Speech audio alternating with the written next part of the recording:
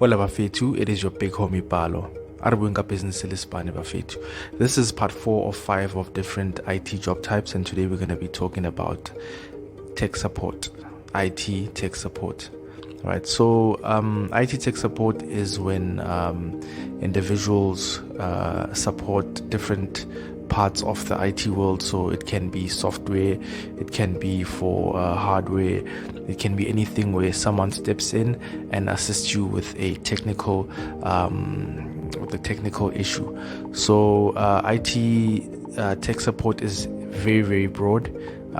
Each team that is out there, regardless of whether it's on the data side or the software side or project management side, wherever, you'll find people who are doing IT tech support, and they come through and assist. Sometimes the company doesn't even really do IT related work, but whenever they need someone who assists with technical stuff, then they'd have someone from tech support to assist them, whether the person is outsourced or whether they are in-house, basically.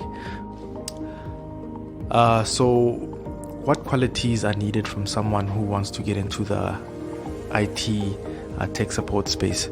So firstly, just like all these other fields, communication is needed. So you need to obviously be someone who can communicate. You need to have strong problem solving skills.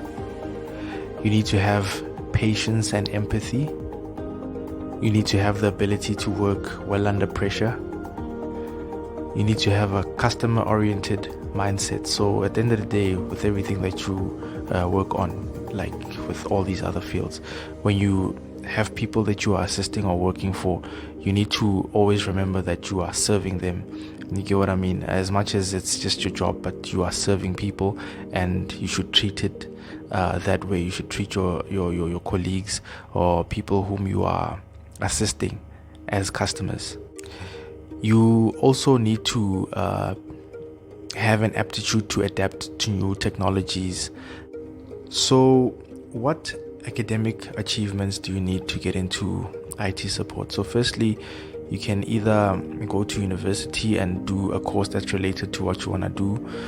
You have your computer science and related courses that you can pick from any university in South Africa. Most of these varsities actually do have or cater for people who want to get into information technology, especially tech support, because it's one of the widest fields in IT itself. Most people get into IT and tech support by getting a matric and then doing different courses such as A+, Network Plus, security and such. So it's all on your end. You're supposed to research and find out exactly what you want, and once you've locked in and chosen the IT path that you want within tech support, then you can then take it. So obviously later on we're going to discuss which jobs within IT tech support are available, and you'll then do your own research and see which one fits with what you like, or which one is perfect for you. Yeah. What job types are there within the IT tech support space? Firstly, we have a help desk technician. We have desktop support. We have a technical support specialist. We have a system administrator. We have a network support technician. And we have an IT support analyst. So I know someone might be a graduate and they're wondering, okay, so what's the next step? Where do I go? What do I do after this? So the first step would be to consider specializing in a field within the IT space. And some people might decide that, hey, let me become a Microsoft specialist and work only on Microsoft. Someone might decide, hey, you know what, Cisco seems to be a bit more lucrative. Let me jump and do that. So it all depends on you. Do your research and find out what can you do after finishing your course and becoming a graduate. But the very first step that I would advise anyone is to specialize. Right, specialize, find something that you will work on and fully invest yourself in that. there needs to be some continuous learning and professional development. Go to seminars, check online content, especially on YouTube for new stuff. There are quite a lot of YouTube channels that specifically deal with IT and IT support, where you can learn from people who are in the same field or people who have been around for much longer than you have. You can always learn from someone. So it's best to invest in your professional development, whether it's financially or just with your time, but always ensure that you advance career wise by getting to learn new stuff and refreshing on old stuff. All right. Some people might decide to go for higher degrees and might want to go for a master's and honors. You know what I mean? That's also cool. But just make sure that do some practical work. Do a lot of practical work, so that when you jump into the workforce, you are super ready and you know what you're doing.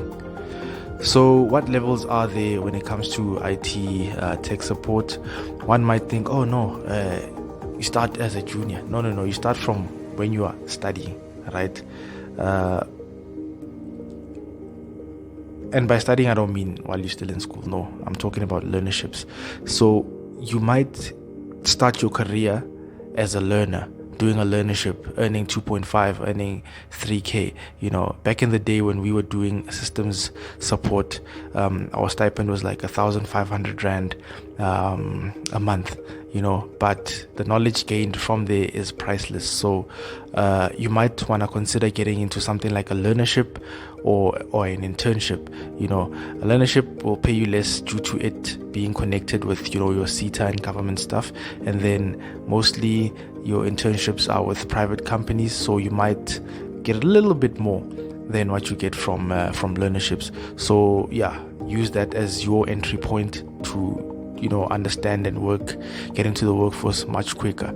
You get what I mean? And then you obviously have your entry level, you then have your intermediate levels, and then you then have a senior level, and you can go up to management, and sometimes you can actually become an architect. So even with IT tech support, the sky is the limit. All right. And when some people get into IT support, they do not want to be working for a company or working for people.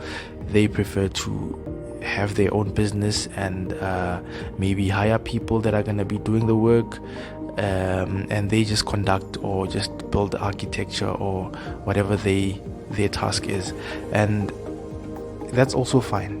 No one's, it's not a matter of being forced that, hey guys, we are supposed to work for someone. No, you can decide to study IT and then start your own business and keep pushing. As you're learning, you hire more people, and then you have a big business. That's how a lot of companies actually start off as, especially in the data and software field, where it's like, okay, we have the skills, we have the aptitude, we have the resources, so now we don't want to work for anyone anymore. We want to do our own thing, and people get together. That's how a lot of IT companies are formed. So you can take that path, or you can take the corporate ladder path. It doesn't really matter, as long as you work towards achieving your goals and you stick to what you've planned and you keep going. I won't be talking about salaries because when I checked on PayScale is it PayScale? But yeah, that when I checked on these websites that talk about salaries and all of that, I found that with IT it's so extensive. Like the minimum, maximums, and averages are different all over. So it's very difficult to give average salaries based on that, because now I'd have to look at maybe 15 websites and then come with that information. Even then, that might be for today, until maybe 2 weeks later Google algorithms changes all these salaries or whatever, and then that's a different story. But what I found is that it's very difficult to properly gauge most of these IT tech support jobs, because they range from 3,500 all the way up to 200k. You get what I mean? So it's the same as not saying anything. Even if I come through and say, oh no, so to be a desktop support, this is how much you're gonna make and whatnot. No, it's very wide, and it's mostly company based, where it's like some companies make a lot of money and the workload is heavy, you're gonna get paid more, and vice versa. Some companies are small and you won't get paid as much as you were expecting. So the range is quite big when it comes to IT tech support. I do not want to give any figures. You can check for yourself based on the industry that you plan to go to. But it's very wide, and I would suggest if anyone wants to get into IT tech support, go in and look at specific companies and company types. For example, if you want to get into retail specifically, look at retail jobs and how much they pay and build an average based on that. So like I always say, Bafetu, knowledge is a powerful weapon. Arm yourself. Thanks for watching.